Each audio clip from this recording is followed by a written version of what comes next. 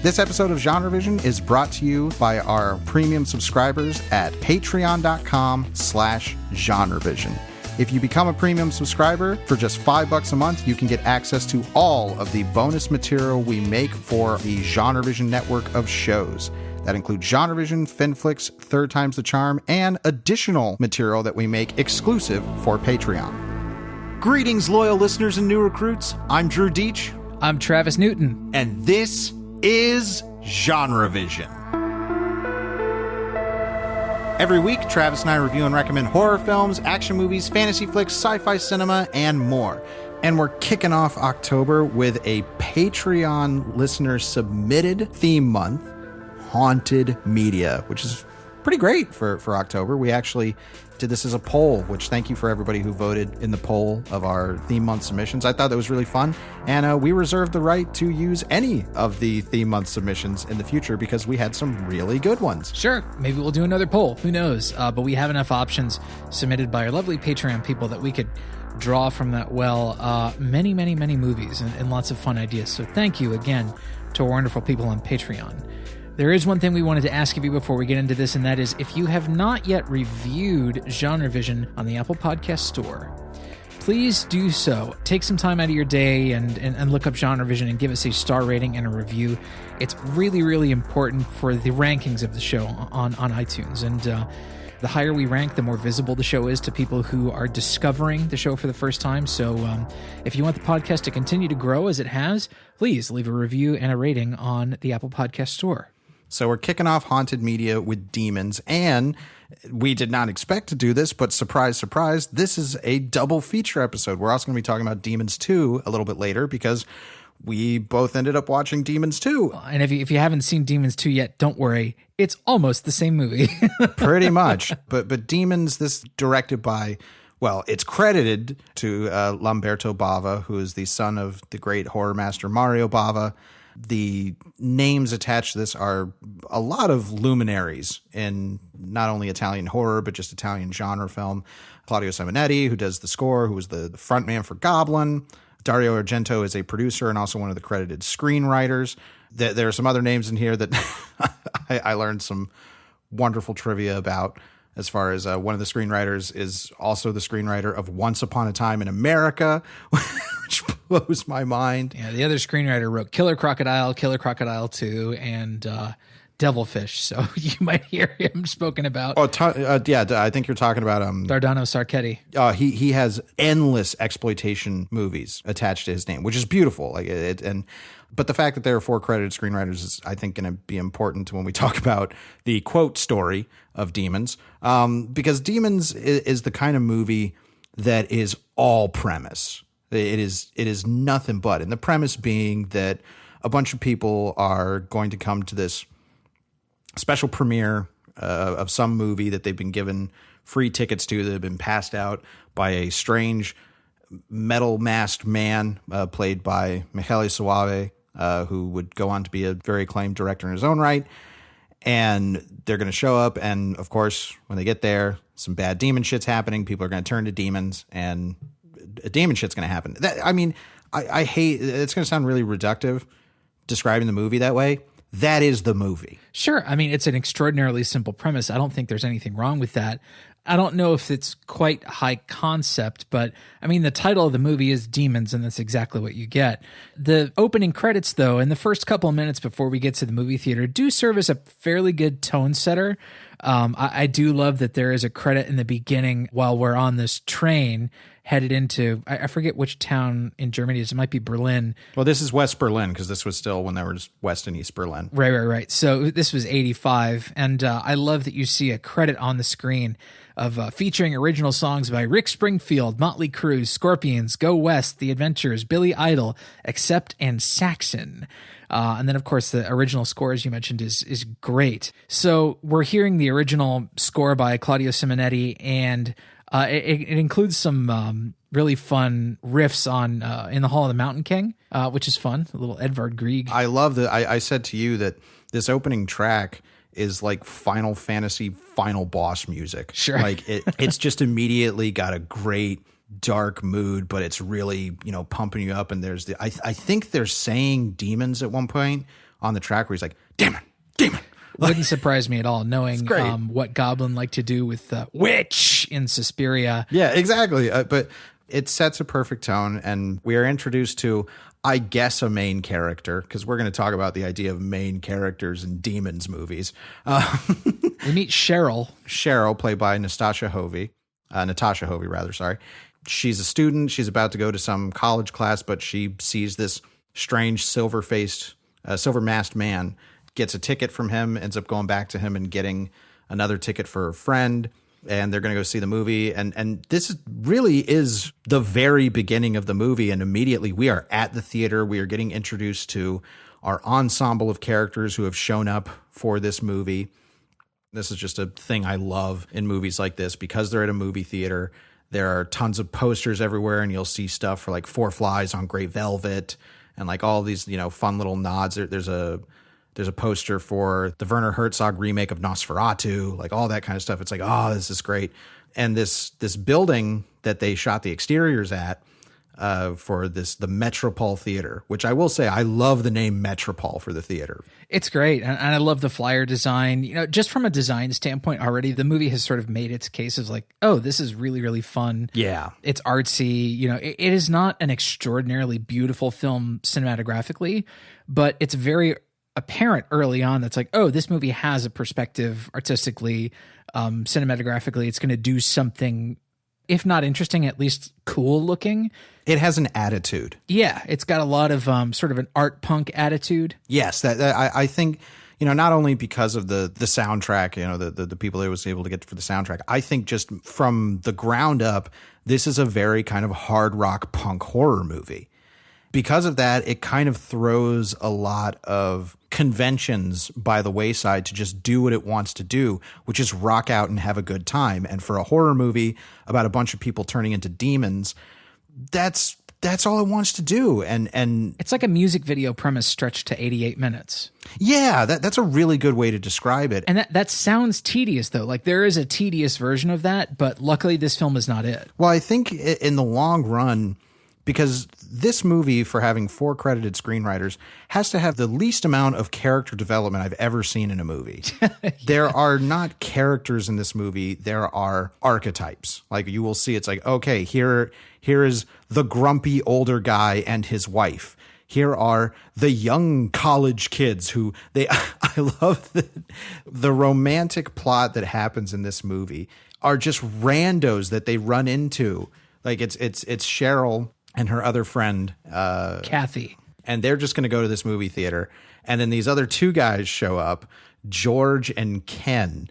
And and they just decide to sit next to him, and they're flirting. And they're kind of jerky bros. Like, they managed to get a Coke out of a frustrating Coke machine earlier in the lobby.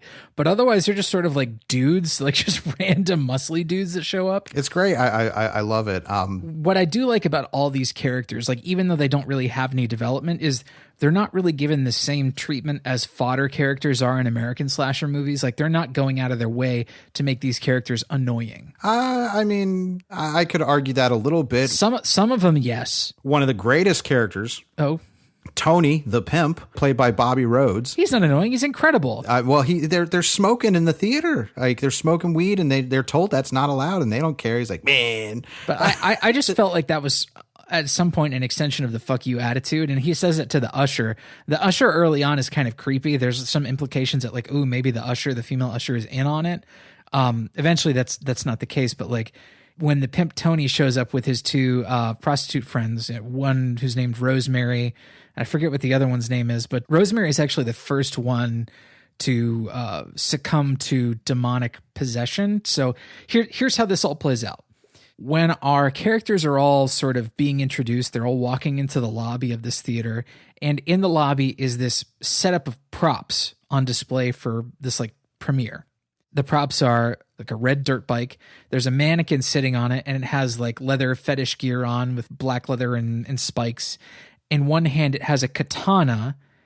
And then I think on the end of the motorbike handle dangles this chrome demon mask, this like chrome horned mask with sharp teeth. Dope mask. Great design. It's great. And it's an incredibly like iconic image from this movie, like instantly memorable.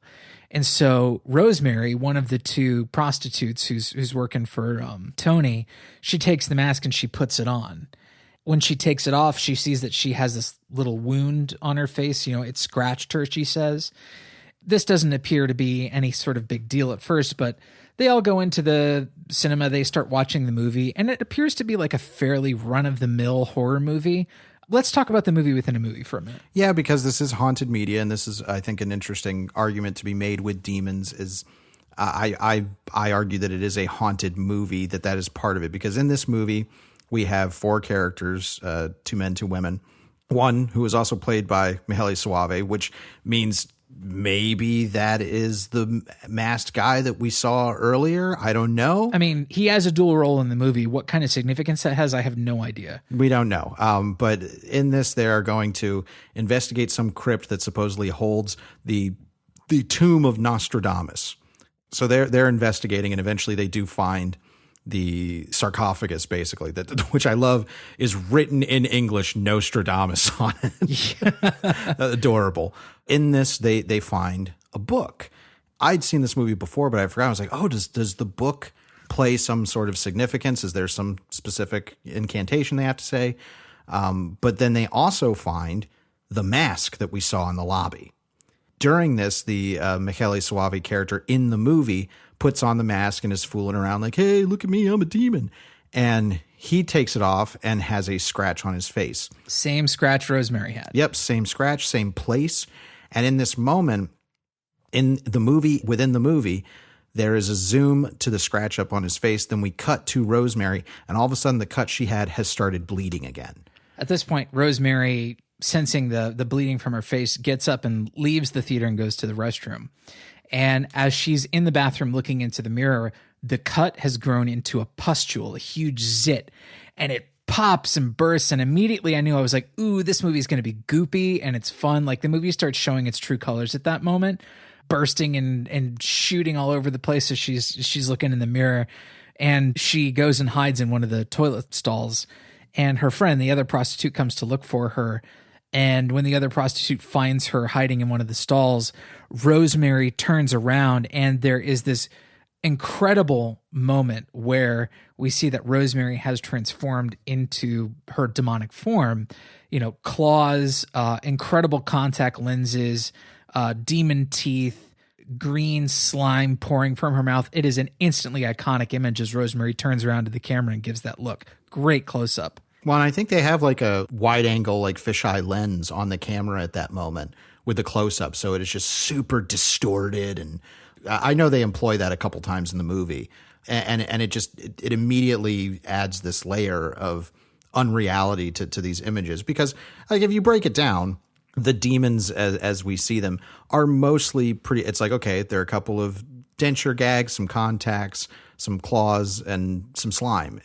When you say it like that, it sounds simple, but in execution, it really works. And it works as Rosemary slashes her prostitute friend and is chasing her. Of course, we have to have the moment that should be in any movie that takes place in a movie theater, where they go behind the screen. Yeah, the sort of Inglourious Bastards moment where they're behind the screen. Gremlins. Yeah, Gremlins as well. But so they're behind the movie screen. Rosemary's friend has the slash marks on her neck from Rosemary's claws. And it's at this point that she starts to transform into a demon as well. And so this huge pustule forms on her neck. And all this blue goo shoots out, and she's caught behind the movie screen. Meanwhile, the movie that's being projected on the screen has a character slashed to death with a knife.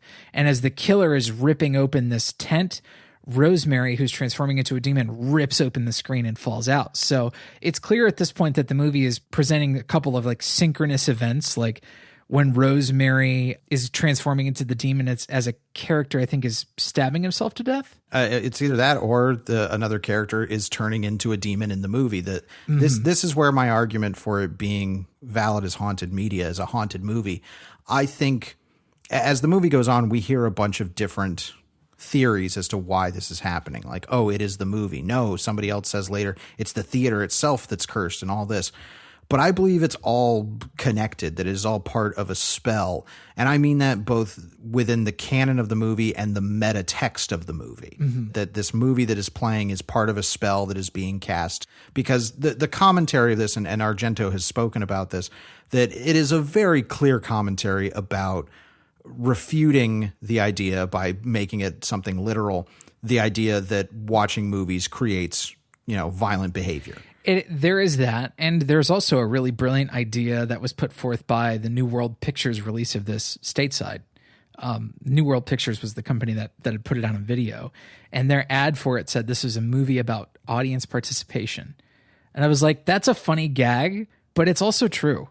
Like, thematically, the movie is about audience participation. Right. You are now part of the horror movie. And I think that again feeds into this idea of the haunted, like you've become the movie you were watching. Like, ooh, that's a really fun, spooky idea that has been, done in other mediums and different tones, like Last Action Hero or something like that. But I really like Demons being very blunt with that. And when this kicks off, now the movie is pretty much just an excuse to do crazy, nutty, goopy, gory effects. And the person behind the effects is Sergio Stivoletti, who would go on to become a director in his own right. And the effects in this I find so joyously fun. What's interesting is Demons was a notoriously banned movie in certain countries. It couldn't even play, I think, in Germany when it first released, and they shot it in Germany. It was even banned from all cable, and not that means premium cable as well, would not pick this movie up to air. Which is odd, because it's not all that insane in terms of like boundary pushing. It is certainly gory, and it certainly has its moments that I think would be considered sexually deviant, although it's not terribly bad in that regard. Well, here's the thing. You mentioned the sexual deviance. There's a subplot in the movie where we keep cutting away outside the theater to this group of punks. That's the only way to describe them. They're punks. Yeah. That are driving along and don't seem to have anything to do with the movie for the longest time. And they are snorting Coke out of a Coca-Cola can with a straw in it. So stupid. Which I guess is a visual joke, but okay. I'm having a Travis moment. We're like, I guess that's a joke. It's joke adjacent. Right. But the scene that apparently was the thing that got a lot of censors up in arms has nothing to do with the gore. It's a moment where they spill the Coke and they have to scrape it all off of the car. And there's a moment where the woman in there, she has a bunch of Coke on her breast. So they take her breast out and they're scraping the Coke off of it with a razor blade. And eventually one of them cuts her. Apparently that was like one of the most offensive scenes. It was the grossest moment in the movie for me. Oh, okay. That speaks volumes. It was the moment where there was like mean-spirited in a way that I didn't really like. It was like, oh, these punk friends are in this car and this one dude is going to slash her breast for no apparent reason. Like he's just an asshole. Like the four punk characters in this car are they're awful people, it would seem, except for the woman who, appears awful at first and coked out of her mind, and then is apparent that her three male counterparts are way worse than she is. Anyway, back to where we left off in the theater. The other prostitute then transforms werewolf-like into her demonic form. Oh, can we please talk about this? This is so awesome. Great close-up on her fingernails as her fingernails split open and the claws burst out. Every close-up in this moment is awesome. It's not just the claws. There's a close-up on a fake head where her teeth begin to fall out and turn so into good. fangs. So gross. So awesome. Painful. I mean, it instinctually... my hand went to my mouth at that moment because it looked so awful. There's an awesome fake head moment that looks like something out of Species, where she has like an elongated tongue shoot out of her mouth. Ooh, yeah, that's great. At this point, when Rosemary's counterpart transforms, she proceeds to kill several people in the theater. She kills the older guy who's there with his wife, and then the blind guy. She gouges his eyes out, or no, Rosemary gouges his eyes out. Yes, the blind guy in the theater. To soak that in, loyal listeners. Sure, who's there with his daughter Liz, who is there to hook up with her lover. Is he? I mean, he comes out of nowhere. We don't know who he is, and he's never. I mean, this is this movie. Liz is clearly into him. I mean, he is, from the audience's perspective, he's just some guy. Like, there's no background told about like who this person is in relationship to Liz. But this is the thing with this movie. It has no regard for this kind of stuff because it wants to get to the fun. And I told you when I was watching it, I cribbed a line from Ash from Alien, which is, I admire its purity. Yeah, absolutely. This movie is here to have fun. It is a total just girls just want to have fun kind of mentality where it's just like, we want to do what we want to do, and we're not going to be concerned with deep thematics or character motivations. And so often this kind of mentality makes for a bad movie, but it's clear that conceptually they had a fairly good idea of what this movie was going to be when they wrote it, these four guys, and they had a really good assortment of gags in mind. And they're like, if we can execute this the way that we see it in our heads, then maybe it'll turn out to be something cool. And I think that's what happened. I mean, I don't know for sure, but the result is really pleasing to watch. The theater, for whatever reason, you know, when they try to escape, like there's this big demon outbreak and somebody pours out of the screen, all the other patrons who don't get murdered by demons rush to the lobby. And they try to open the doors, but it turns out the doors have been bricked over. And this guy, George, screams out, he goes, there has to be an explanation as to why these doors have been bricked over. But at this point, I felt like this was the movie offering commentary on itself. Like, no, there doesn't have to be an explanation. This is just what we want to do. Yes. You're either on board or not. Exactly. I love that is never explained. That it's not like, oh, we got to see a bunch of demons, you know, brick and mortaring while they're watching. It's like, no, it's just, that's the magic of what's happened. Now you're trapped in this theater. Great. I just loved his incredulousness. Like, there has to be an explanation. And I don't know if that was commentary or not, but to me, it felt like the sort of logic bros and the plot hole bros. That's exactly what I was going to say. Proven wrong in that moment. Oh, it felt great. That is the anti-YouTube essay, you know, film essay of like, here's all the plot holes and demons. How did the bricks get put up? It's like, here's how we defeated this movie with logic. Exactly. And it's like, this movie is gleefully anti-logic in that regard. It's just like, who gives a fuck, man? Yeah, there's demons in a theater and they're trapped. That's what's going to happen. Live with it. Like, and the thing is with demons, because of this, it's interesting because this was originally pitched as part of an anthology movie because Lamberto Bava was going to remake Black Sabbath, which is one of Mario Bava's most famous horror films and is an anthology film. And one of the stories that he pitched was the idea of people being trapped in a movie theater and then demons came out of the movie and started killing them. And Argento said to him, we can just make a movie out of that. That's a good idea on its own. And so there is an element to demons that, like you're saying about the music video thing, it feels stretched out. Like they have to maintain this premise for the entire running time. They have to keep coming up with scenarios, basically. And Yeah. some of these scenarios are more interesting than others, but the movie's never boring. No, it's not boring. I mean, you know, the only time that I was kind of like, okay, is that there is a big scenario of people crawling in vents, and like it's a crawling in vent scene, which you've seen in a million movies. And it's like, okay, this isn't bad, but it is the least interesting setup that they have. I love that they all run up to the balcony area, and that's where they decide to barricade themselves in.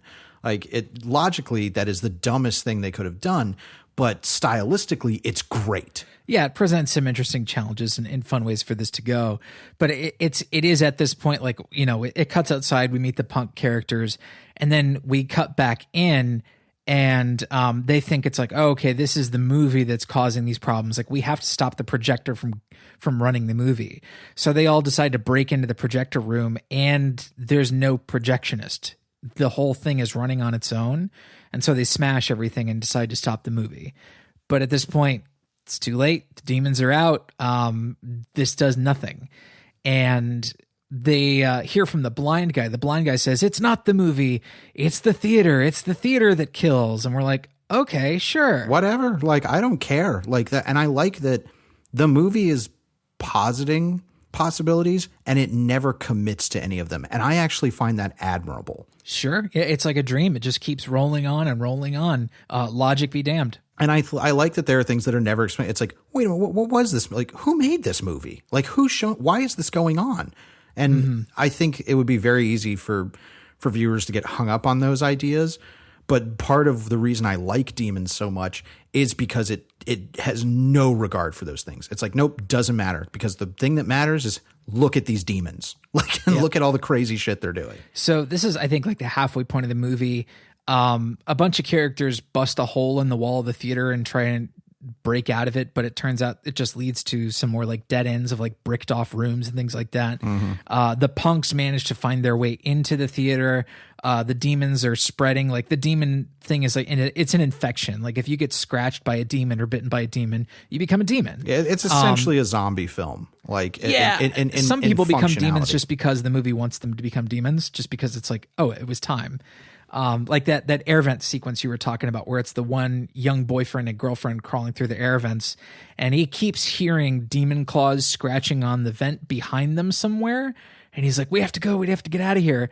It's behind us. And so eventually he lets his girlfriend go in front of him. And then he's like, I can't believe it. It's in front of us now. Well, it turns out girlfriend's a demon. That sounds like a scary stories to tell in the dark folktale type thing. Exactly. But what sells it and what makes that sequence fun is the actual close-ups of the nasty demon claws on the vents. It's like, oh, okay. All right. This movie knows how to shoot its gags, man. It's great at that shit. Well, it's Sergio Stivoletti, who would also do the effects for Demons too. All of this stuff is just so lovingly gonzo and has no regard for reality of it. It's like, no, we just want to make it look goopy and nasty and wacky. And I think across the board, it achieves that. I think there's a really easy read of this movie to say that, because like in a lot of zombie movies, especially, you know, from earlier eras, it's easy to say, it's like, well, you know, they just had to slap some, you know, pancake makeup on a couple of people and have them amble around and that'll be it. But Demons goes far. Like Demons creates image. There's an image, and they knew it was a winner because they made it the poster, where a bunch of the demons are far off, and they're coming out of this hallway, and there's this light behind them. They've put this reflective tape over their eyes so that, you know, they get these nice yellow lights, and it is just awesome. Like it is just one of the coolest, and you can take that shot out of context from the movie and just show it, and you can sell the idea of the movie on an image like that. Yeah, that's why it became the poster, is because it was like instantly identifiable, indelible, iconic. You know, just the movie is cool, and I don't put a whole lot of value in just surface cool. But when a movie is doing it as well as this movie is, and it's like it's putting all of its eggs in that basket, that's kind of a risk for me. But like this movie does it, totally pulls it off, and keeps doing it. Like it rarely makes a misstep. And like you said, it's at this point that the movie starts to up its ante and get even better. Like the friend Kathy, who had, you know, come to the movie with Cheryl. She eventually starts to demon out, and you know, she's like, you know, leave me here. And this is when she hunches over and her back arches and these demon claws shoot up out of her back and the demon crawls out. It's like, oh, okay, all right, I'm here. I'm totally on board for this. The logic bro side would be like, wait a minute, why is that transformation different than all the other demon transformations? Do the demons transform differently? I thought it was just, it's like, because this was cool. Yeah. Like it was a cool idea. They're like, what if a demon comes out of her back? Yeah, let's do that. Like, and the movie is just so assured in that direction that when these moments happen, I'm never questioning the logic of it. I'm just like, wow, that's really cool and fun and scary. Like it's a perfect kind of energy that this movie exudes in terms of being fun. I mean, to the point where, you know, it sets up this dirt bike and this katana early on as props, and I had forgotten about them when I had watched this the first time. I just thought it was like hollow cool that the movie was doing, or like, oh, we just think this looks cool, and it does. But like the Kathy demon scratches Ken, one of the two bros from earlier in the movie, and Ken's like, I'm turning into a demon. George, I want you to kill me with the katana. And George does indeed kill him with the katana, but then George gets the idea to get on the dirt bike, take the katana in one hand, and ride into the movie theater and start hacking demons to bits. And there's really no inkling early on in the movie that this guy's going to take on the sort of, quote, hero role. But damn if it's not fun to see this guy ride around in a movie theater on a dirt bike and slash demons with a katana. Well, this is another example of like, fuck your logic, I have fun. Because how in the hell are you riding over the tops of movie theater seats on a dirt bike? And it cannot happen. I don't care. It is one of the most fun images I will take away from this movie. Mm-hmm. And yeah, he's just riding over the tops of these movie theater seats, hacking up demons with a katana. And you're like, this has got to be the apex of this movie's, attempt at kind of spectacle and blockbusteriness. That is not the case, because then out of nowhere, something incredible happens. I had no idea anything like this would happen in this movie. And I had stayed mercifully like unspoiled on this movie. And so had no clue what was coming. Suddenly there is a rumble, and coming through the roof is this huge helicopter just crashing down, careening down to rest amidst the rubble in the middle of this theater. And you're like, what the fuck just happened? And it's the first thing to give you a hint of like where the movie's going to go. Now that the helicopter is part of the set piece, they're like, okay, now that we have this other thing to use, let's use it to kill demons. Well, I just want to say this. There's a reason on this show why we put a lot of value in doing things for real in camera. We've talked about it like with our police story episodes and the value of really doing something. It is very easy. You could do this scene today, no problem. Just hire a bunch of VFX artists and drop a CG helicopter in the middle of your green screen theater set. This movie drops a real helicopter into this set. It's awesome. It is so cool. Yeah. And again, it's like, who's in the helicopter? Like who, what? It doesn't matter, because now, like you said, now we have a set piece, and oh yeah, this is one of those helicopters that comes with a giant harpoon gun. It's like a grappling hook with a winch on it, but then there are demons that come in and are trying to attack our main character, so they have to start the helicopter to get the helicopter blade spinning so that it can hack the demons to pieces. Hell yes. After that happens, then they manage to shoot the grappling hook out through the hole in the roof, and they use the winch to climb up. And then who's there but the man in the metal mask who invited them to the movie in the first place? Mm-hmm. And he evidently is possessed by the same demonic force, maybe, who knows? Don't care. He has a fight with George. George manages to impale his head on a piece of rebar, and you think, victory, right? Movie over. But no, it turns out that the demon apocalypse happened, because earlier when the punks got into the theater, we saw one demon exit out into the alley, and that was it. Like they didn't call back to it at all. And now it turns out that one demon started an infection of demons everywhere. They look over into an adjoining building and they see some guy in his window who's been turned into a demon, and he's scratching and biting somebody else. Now there's chaos. For a second, I thought it was Peter Jackson. It kind of looks like Peter Jackson. And now there's chaos on the streets and demons everywhere, and they're trying to, fend them off. And some randos in a Jeep roll up and they're shotgunning demons. Are like, hop in. And they hop in and it's like, what's going on? They're like, yep, it's everywhere. The demons have infected the city, and we're just trying to drive out and get as far away from here as we can. And then the movie starts rolling its credits, but it's not rolling its credits over black. There's still stuff going on. Yeah, movie keeps fucking going, dude. In the very last moments of the movie, we realize that Cheryl has indeed become the next demon person. She begins to demonify when, what do? They shoot her with a shotgun and she falls out of Jeep. That's how the movie ends. Yeah, there's a kid in the Jeep. I don't remember if he's the one who shoots her or not. I think it's two kids in the Jeep. One of them has a shotgun, and I think he does her in.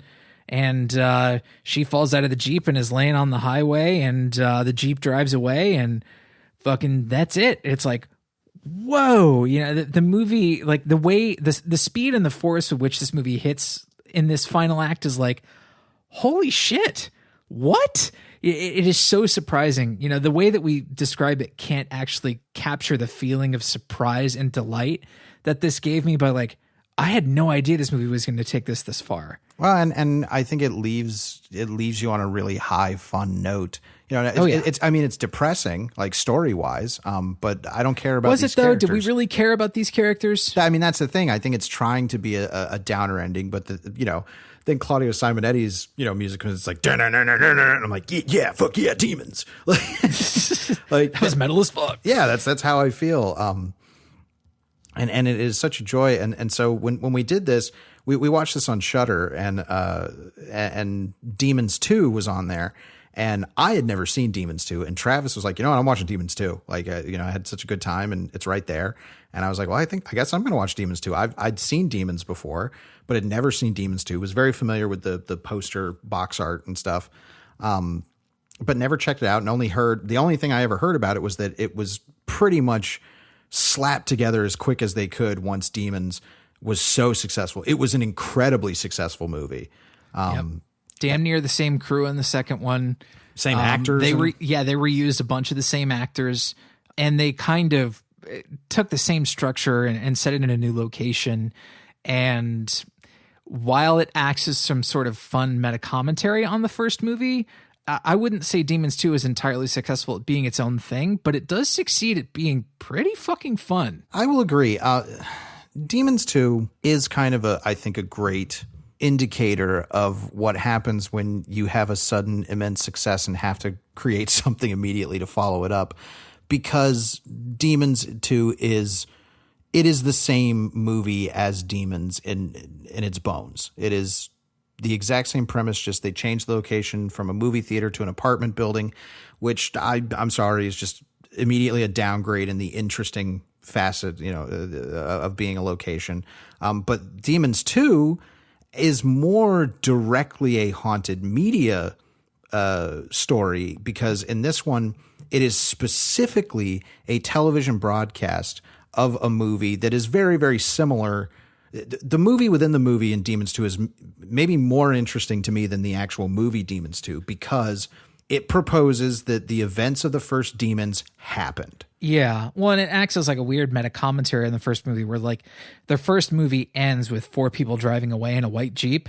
And then in Demons 2, the movie within a movie that everybody's watching begins with 4 people in a white Jeep driving through the frame. But they're different people, and this one is saying that the demons happened, but they were stopped. Like we were able to kill them all. And these 4 characters in the movie within a movie are going to, I assume, what is potentially the theater. I don't know. It's just some rubble place in West Germany, and some place where they find a demon's skeleton buried. Yes, basically. And of course, somebody has accidentally cut their finger. The blood drips on the demon, and this is able to resurrect them.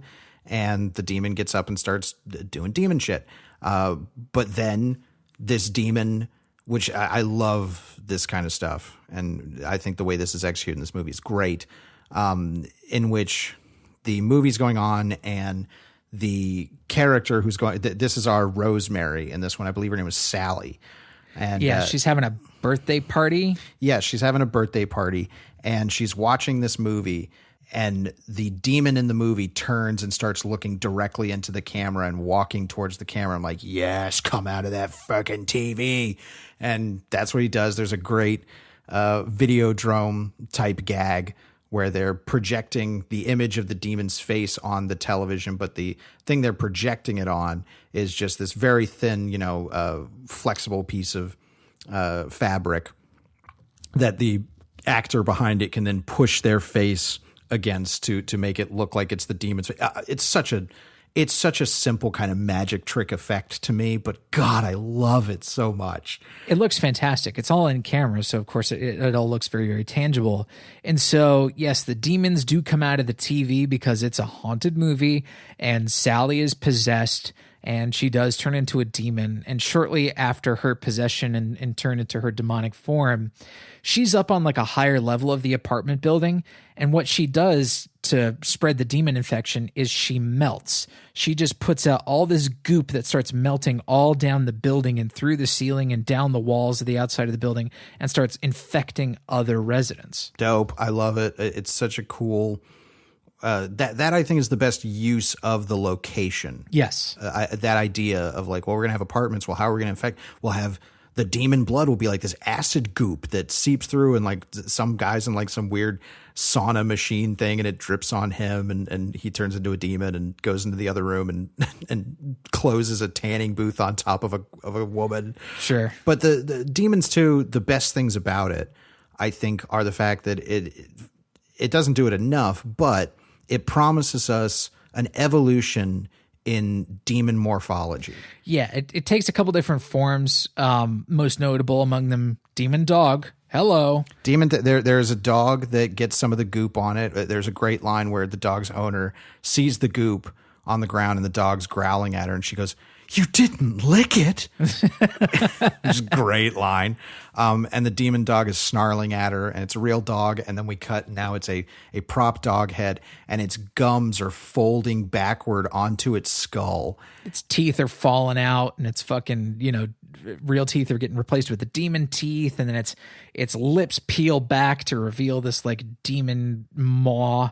It is so funny when it reveals that it has teeny tiny little glowing eyes in its new skull. That is really, really fun. There is a demon kid. There's like a young boy that gets infected with the demon possession force, whatever it is. And he's taunting, I guess, who's one of the main characters of this movie. It's a young pregnant mother, and she's trying to keep this demon kid out of her apartment. Meanwhile, he's like sticking his face through the crack in the door and trying to reach around and slash her with his claws. And that ends up being one of the classic poster images for this movie, is that kid's face. Mm-hmm. And it's a great image. The kid looks great in the makeup. Mm-hmm. But then what happens is even fucking nuttier. It's great. Because the demon, Kathy got this gag in the last movie, but in this one, the demon sprouts out of his back. And instead of just being like a regular person-sized demon, it's a gremlin-sized like mini demon. It doesn't sprout back. It is a chest burster. He falls down on the ground, and he is cavorting, and this little ghoulie pops out of his chest, and it is so adorable and so fun. It looks like a little. It's got like this clamshell mouth and these big. It looks like a Muppet. It's really funny. The dopey eyes on this thing are a joy.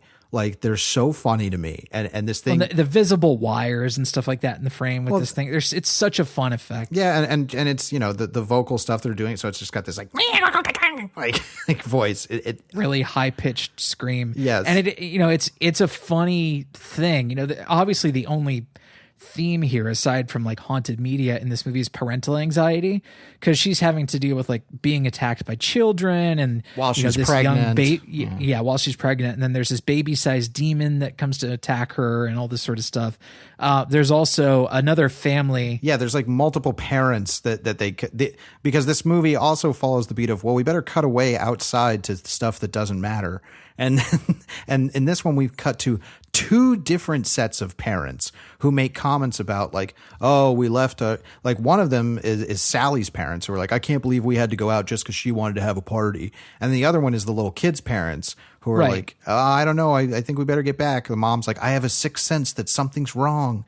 Yeah. One of the little kids is Asia Argento, who was like all of 10, I think, when this movie was made. I said to you, like, it's like she looks like she was skipping first grade to work on this thing. Yeah, she's itsy bitsy, teeny weeny kid. But Demons 2, there's still some great.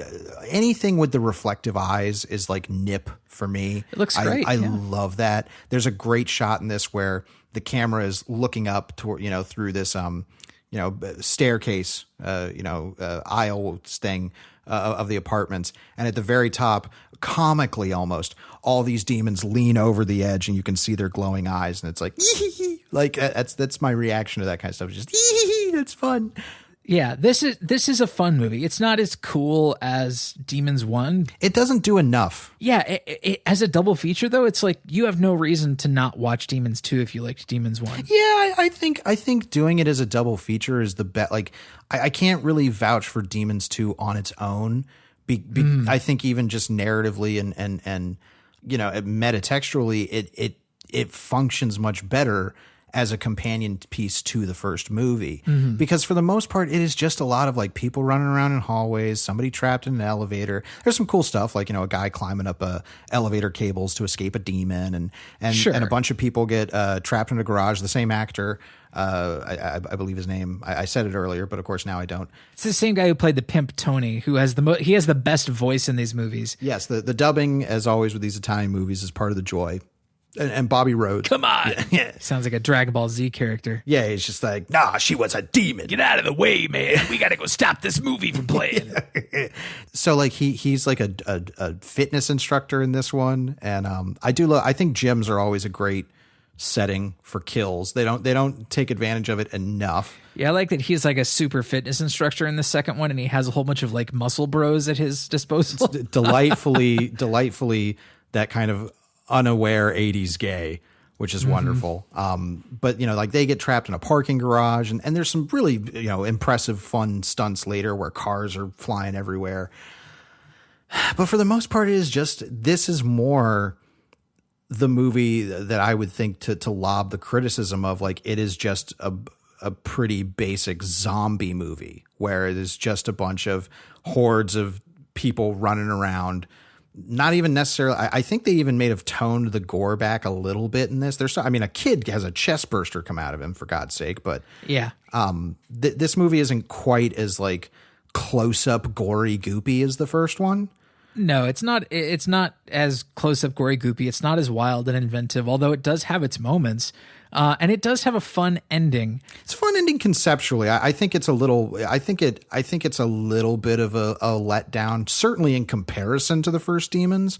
Yes, it's not revelatory. Yeah, even on its own, I think it's a fun idea, because the idea is that our two, I guess you could call them main characters. There aren't really main characters in a Demons movie. They end up at this TV studio that's next door to their apartment. And maybe this was the studio where the broadcast was coming from. I don't know. There seems to be spotlights just happening that nobody's running. Don't care. Sally, who is our patient zero demon, shows up, and she has been blinded. And she, also at this time, the female lead is giving birth. So it's like, oh, this is all wacky, like, kind of colliding at the same time. But Sally shows up and she's blind. Eventually she just kind of dies, and it's like, okay. But then they look on the TV monitors, and all of a sudden she's there on the stage where it's being shot, and she's running towards the TV, and it's like, which leads But they smash the TVs. And yeah, they smash the TVs, and that's that. Like, conceptually, I think that's a really, like, if that was the ending of a short story, I'd be like, that's great. But as a film, and especially as a follow-up to Demons, it's kind of weak. Then they just walk outside, and I guess everything's okay. But it's not a horrible movie at all. No. Like you say, it's kind of weak. But like as a double feature, like this is a totally fun and worthy follow-up to the first one. Yeah. Is it inventive? No, it is pretty much a retread of the first one, but there have been way worse retreads. The problem is that it teases you with being inventive, with stuff like, hey, now let's do a demon dog, because that wasn't something we did in the first movie. Hey, let's have an actual little demon chest burster thing, like a puppet that's going to go around. It's like, hey, that's, you're riffing on an idea that was in the first one, but you're doing something new with it. Like, that is really fun. But that's about the only inventive stuff. There's like the stuff with the blood and everything, but for the most part, it is just more, Italians in pancake makeup running around as demons. Sure. But if you like the first movie, there's no reason to skip the second one. Totally agree. I think they make a great double feature, especially as the kickoff for Haunted Media. And I think we'll talk about the theme of Haunted Media as we go throughout this, this theme month. Obviously, like I said, this is pretty direct commentary about the criticism that, I think specifically horror movies, because the movie within a movie in each Demons is a horror movie, and I think it is very specifically talking about the commentary that, like, well, if you watch horror movies, you'll become a monster, and they were like, okay, let's do that. Like, let's actually make that a movie, and I think that's really it's about audience participation, baby. Yeah, I think that's a really fun kind of punk rock attitude. So yeah, I think Demons is kind of an Evil Dead riff. The Italian riff on Evil Dead and the zombie movies of the time and everything. It's just so fun. It's just really fun movie. We'll get into more of this at the end of the month when we talk about the Evil Dead franchise, but there were like 4 or 5 Evil Dead movies made in Italy. Oh yeah, more than that, the La Casa series. Like, I think they got up to like 6 or 7. It was a very profitable franchise in Italy, and like anything in Italy, like, can we just call it Evil Dead? Yeah. Oh yeah. Well, all right, fuck it. Don't even, you got to look up the Demons series, which just gets crazy. I think there's like 7 or 8 Demons films. And there are multiple. I don't know if they got many. There's one called The Ogre, which was Demons 3 in some markets, but then there's The Church, which was also Demons 3 in some markets. Yes, that was directed by Michele Soave, and then he also did The Sect, which is also called Demons 4. There's I love it. There's a Cemetery Man, even Mihaly Suave's masterpiece, in my opinion, was marketed as Demons 95 on DVD, I believe, in Italy. Wow. And I know that there's another movie with Urbano Barberini, who was in the original one. And I can't remember what the original title of that movie was supposed to be, but the director was like, well, I've got Urbano Barberini, who's the only, prominent returning character from this movie. So I'm just going to call my movie Demon 6. Like, it's just so funny that there was like no culture of litigation on this stuff. I love They're it. just like, fuck it, do whatever. Yeah, I adore that about the Italians. It's one of the most endearing things about that cycle of movies to me. But yeah, Demons and yes, Demons 2 is a lesser movie than Demons, but I absolutely agree that watch them as a package deal. I think, especially for spooky season, for Halloween in October, I think this is a really joyously, for its legacy being, a banned movie and being so horrific, it's like actually looking at it now, it's like these movies are just, they're so gleeful. And I like that a lot in horror, especially from this era. They're gleeful, they're fun, and they're both on Shudder. So make it a spooky night for you and a special someone, even if that special someone is also you. Yeah.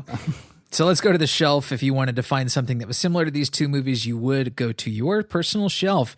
The shelf is a collaborative thing between us and you.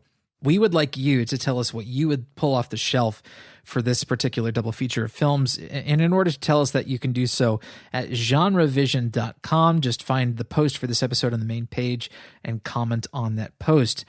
Drew, what are you pulling off the shelf for Demons and Demons 2? I'm going to recommend a movie that is actually heavily inspired by not only the filmmaking of Mario Bava and Lamberto Bava, but just that kind of era of Italian horror in general, but mashes it up with a very different type of subgenre.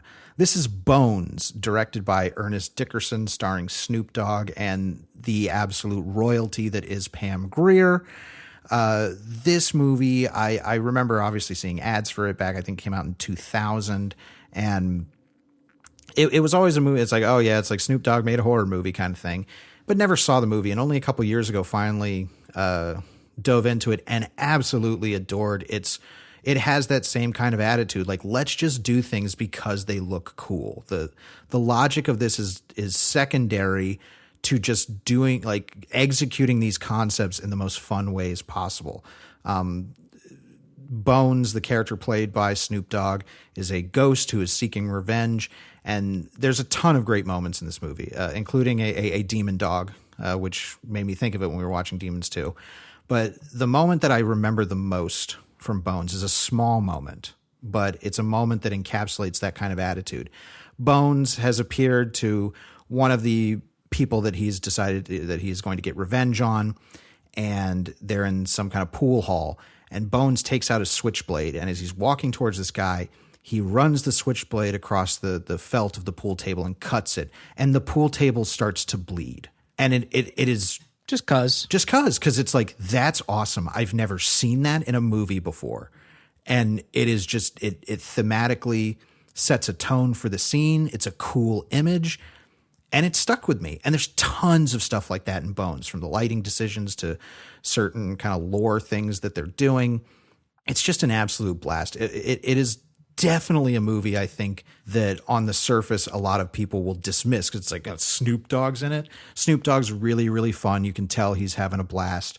I think it's a movie that demands to be rediscovered and reappraised, because I really think it's been flying under the radar for way too long. And for how they tried to kind of market it as just another typical, like, hey, date night horror movie, it's not really that. This is way more kind of, Ernest Dickerson has talked about his influences, not just on this movie, but just in general, from Italian horror filmmakers. Mm-hmm. And this was clearly a chance for him to, if anybody's know, Ernest Dickerson directed Tales from the Crypt Presents Demon Night, which is easily one of the best horror movies of the 90s. Dickerson, great DP, great stylist, fantastic director. Also directed Surviving the Game. Yes, which we did an episode on here, our Ice-T double feature. So yeah, Bones, I really think it's one that needs to be to get dug up a little bit. Haha. So check out Bones if you've never seen it. But Travis, what are you going to pull off the shelf for Demons and Demons 2? This is another Italian movie. I don't remember much about this movie. The only thing I remember is like certain images, because this movie's MO is to come up with kind of like cool images for people to get into. And it's Lucio Fulci's The Beyond. It is total dream logic, just like nonsense. Who gives a shit about the plot? It's just like, can we come up with cool gags? You know, can we come up with a variety of cool gags? Yes. And that is the fuel that the movie runs on.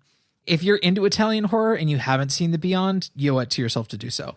It's got a great ending too, just like Demons. Fantastic ending. Amazing ending. Like phenomenal ending. I think there's an argument to be made that it's Fulci's best film in the way that it is his most unhinged film. Like he is completely let loose. Unchained. Exactly. And that can mean it's like, don't go in expecting like a deep characters or plot or anything, but there are images in this movie that will never leave my brain. And I think that's a testament to their power. But now we got to hop on over to the listener shelf picks for last week's horrendous double feature of Junior and Willy Millie. We ended up having a good time, though. The climax of that episode will go down in GenreVision history. We erupted. Yes, exactly. But we got some listener shelf picks from Eric Fuchs, who went with Never, Rarely, Sometimes, Always, and Ranma 1/2 or Ranma 1/2. I don't know. I don't know my anime. Never types. seen it. Nope. Sorry. So I don't know how to say it. But Waldrumpus went with Twins, of course. JT went with Tangerine, which you saw that, right, Travis? I did, and I didn't like it. I wonder how I would feel about it now. Yeah, it's been like, 5 years? Something like that. But it was one of the first movies, that rose to prominence in the indie scene that had been shot on iPhone. Right. And I thought that was interesting. I was really excited to see it. And I like Sean Baker. I like what he did with the Florida Project a lot. But for whatever reason, when I saw that, it just didn't sit well with me. Like, I thought it was really like anxiety inducing and shrill and wasn't quite my thing. It was on a different wavelength than I was at the time. Okay. Yeah. Might be one to consider a revisit. Sure. And then Mr. Milksteak went with a Russian movie from 2011 called The Pregnant, about a man who wishes on a star for a child, but instead of his wife, he's the one who becomes pregnant. Duh! And then his second shelf pick was the ending of Sleepaway Camp. Because it's trashy, still very effective, and honestly, the first thing that I thought of for this episode. The Pregnant, yeah. Well, I would love to hear the Russian title of that. It's probably very abrasive sounding. Stephen Nesbella's shelf pick was Kindergarten Cop, which, I've been meaning to revisit, and maybe this is the time to do it, especially after Junior. So thank you, Stephen. But as always, thank you so much, loyal listeners, for these shelf picks. Always one of the highlights of doing these episodes every week. Let's do some currently consuming. Nom, nom, nom, nom, nom. Travis, what's been on your plate? I wanted to talk about something that you had initially brought to my attention, and that is the artist, musician, Neil Cicierega, or Cicierega. I'm not sure how he pronounces his difficult Italian last name. But Neil C. Sure. He has a new album out, and what he does is he doesn't, under this name, the Neil Cicierega name, he doesn't compose original music, really. He does have other original music projects that he does, but his primary thing that he does under this label is produce like mashups and remix sort of things, and they're funny. And that sounds really bland, but this most recent album that he put out contains some like side-splittingly hilarious mashups that push the edges of taste. Some of them are so like unholy that you would think like, why would he ever do this? But to just have the idea enough would probably be funny in and of itself, but to actually execute it, like to have the Ewok song from the end of Return of the Jedi mashed up with Limp Bizkit's Nookie, I never, ever would have thought that would have been a thing. Well, not only that it would be a thing, but also that it would be extremely funny. Oh, my God. But at the same time, offensive. I was offended by like, oh, my God, I can't believe he did this. But I was also laughing too hard to be really offended. I can't. Did you mention the name of the album? It's called Mouth Dreams. And he has had several Mouth albums. I think he had Mouth Sounds, Mouth Silence, and now Mouth Dreams. You can get these on his SoundCloud page, also on his actual website. You can download the albums. This one you can actually get like separate tracks for. The other ones I think are all like hour-long MP3 files. So it's the whole album sort of mixed up into one file. But this one, he actually offered separate MP3s if you download it from his website, which I would recommend. But there's such like nutty stuff on there. Is like he took the instrumental from Foo Fighters' Everlong, which is of course an awesome song. And then of course the Cornball movie tie-in classic, Don't Want to Miss a Thing by Aerosmith. Turns out the vocals for that song and the instrumentals for Everlong fit together surprisingly well. And you almost like want to hate yourself for thinking that, but it's true. He also has an edit on there of Dean Martin singing That's Amore. That was so fucking funny. I was laying in the bathtub last night listening to it, and I was laughing so hard that I was ending up like splashing water out of the bathtub. I love that image. It's so... Oh, it was so funny. It's so transcendent to me. I love that. Yeah, no, I've listened to it too. It's extremely funny. It's another great output from him, and highly recommend it. Real quick, I ended up watching the new Addams Family animated movie, and I was somewhat pleasantly surprised. The Addams Family is a property that I have deep nostalgia for because of the 90s movies directed by Barry Sonnenfeld. I mean, we even talked about Addams Family Values on last week's episode. And the animated movie from the advertisements, like, okay, I see what they're doing.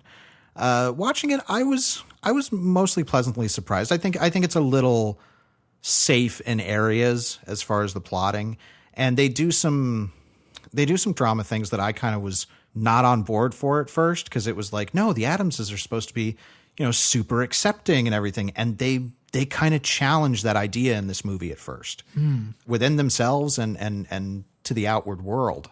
Because there is supposed to be an element of the Addams Family. Part of the comedy and the satire of them is that it is a satire of the secluded rich, that they are people who come from wealth, and they are so distant from normal society that they may as well be these kooky, horror monster people. Liberal elite, basically. I definitely think that's a read in the 90s movie. But in this one, they live in their mansion, and it seems that at least the children have never left the house. They only live in the house and on the grounds. And Wednesday, who's pretty much the main character in this one, wants to leave the house and go out and see what else is out in the world. Well, their house is up on this hill above a town that has been made over by this like home makeover reality show host who's like super peppy. She's played by Allison Janney, who's great. The voice cast and all in this is very, very good. Gotta love a Janney. Yep. And she has, said like, we've got the first totally remade over town, and now, everybody's going to be able to live in it and have perfect lives. And the town is called Assimilation. And it's like, I like how blunt they're being for a kid's movie with this stuff. That's pretty fun. But like Morticia does not want Wednesday to ever leave the house. She's like, no, the world, you go out there and it's cruel and it'll eat you up. They're all weirdos, out there, which is, a fun angle to take for the Addams. And of course, Wednesday, ends up going out and going to school. Gomez, when he finally goes out and goes around the town, he loves it. Like he goes to a coffee shop and is, I'm looking for something really, strong. And he's like, how about that? Cut to him walking out of the coffee shop with just a bag of coffee grounds, eating them with a spoon. And he's just like, you've got to try these. Like, they're so good. Like, it's cute. It's a little slight. And I think its messaging isn't quite as sharp as it could be, but I don't know. I have such a skewed vision on this because I saw the Barry Sonnenfeld Addams Family movies at the age that this movie was kind of targeting to. Sure. And I hold those Barry Sonnenfeld Addams Family movies in high regard. I think they're cornerstones, not only of my childhood, but I think of my just overall love of movies. And so this one, it's like, obviously things have changed, but I think there's still some, if not subversion, at least an attempt at trying to get kids to think about their own oddities and being comfortable with who they are. And the movie is funny. Like there are some genuinely funny moments in the movie. It's not great or anything, but I don't know. If you have a kid today and you feel like the new Addams Family, like maybe they're a little too young for the Barry Sonnenfeld Addams Family movies, yeah, this one might be a good entry point. And of course, this one's a lot more nostalgic directly for the TV show. They recreate the TV show intro in total at the end of the movie. Cute. So yeah, it's cute, but not a bad time. I expect my expectations were a lot lower, so it was nice to be surprised a little bit. Always a good feeling. But now we're closing things out with our Comment of the week. We have to highlight loyal listener JT because they were the person who turned us on to Willy Millie. There were some other very fun comments from some of our loyal listeners that I recommend reading. But JT said, I'm glad that you all got some level of enjoyment out of Willy Millie. There were such a weird collection of mystical supernatural comedies from that era, and so many of them are not great, but they kept on making them. Endless body swapping, teen witches, and alien stepmothers, which also features Seth Green. And as a side note, JT just wanted to ask Travis, are you okay? Which I'm assuming is in relation to the breakdown that happened. I mean, if you want to know in general if I'm okay, that is going to be graded on a curve because 2020. It's 2020. Yeah. Yeah. Am I 2020 okay? I don't know. Maybe not today. Maybe tomorrow. We'll see. But as far as Willy Millie, okay, I mean, that transcendent moment of... I felt great after that laughing session. That was really nice. That was good for the old brain chemistry. Released a lot of good feel-good chemicals. I think what's magical is that you had that laughing session twice. Once when you watched the movie, and then again when we recounted it. Like, harder. It It got funnier to me. Just incredible. So yes, if nothing else came out of that episode, we want to thank you, JT, for getting us to that point. Thanks to Willy Millie. So thank you so much for gifting us that.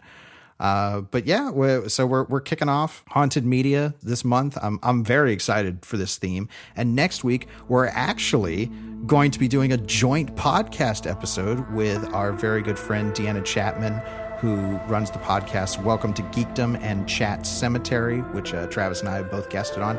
And we're going to do a joint episode for next week, and it's the movie Stay Alive. If the movie makes us miserable, this is my fault, but I figured we're doing haunted media and we want to vary up the types of media we're doing.